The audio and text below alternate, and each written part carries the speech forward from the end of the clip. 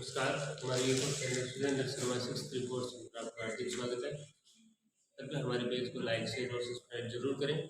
तो हिंदी व्याकरण का एक हमारा अति महत्वपूर्ण टॉपिक है जिसका नाम है उपसर्ग। क्या नाम है?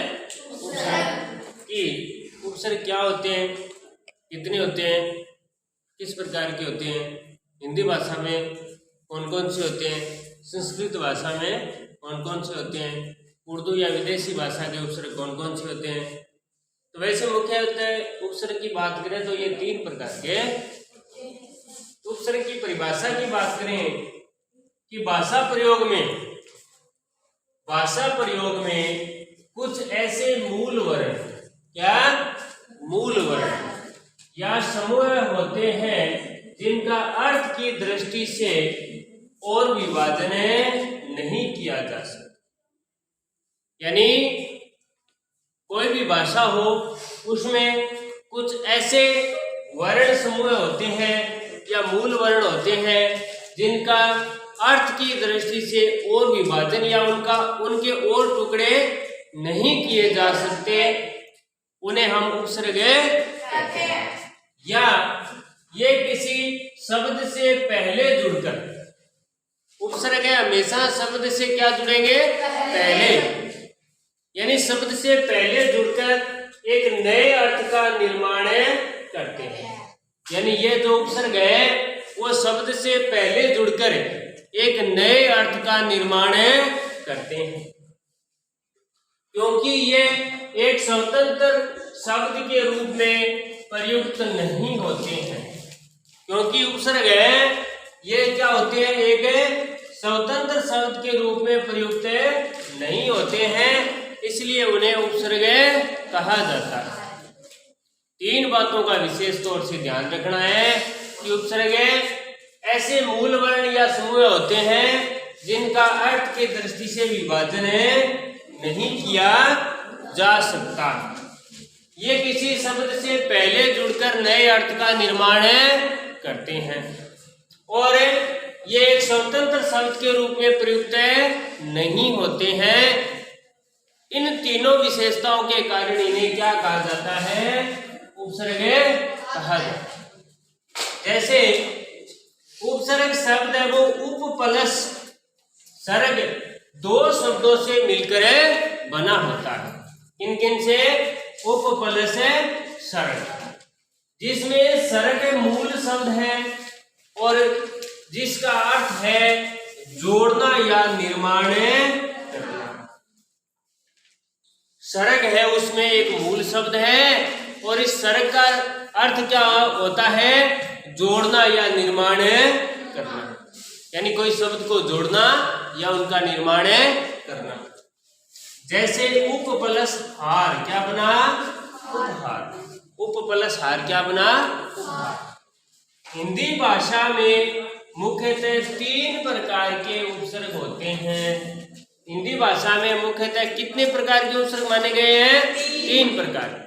कौन कौन से? एक तो संस्कृत के उपसर्ग, एक हिंदी के उपसर्ग, एक उर्दू या विदेशी भाषा के उपसर्ग।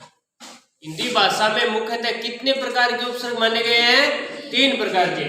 संस्कृत के उपसर्ग, हिंदी के उपसर्ग और उर्दू कह दो या विदेशी भाषा के उपसर्ग।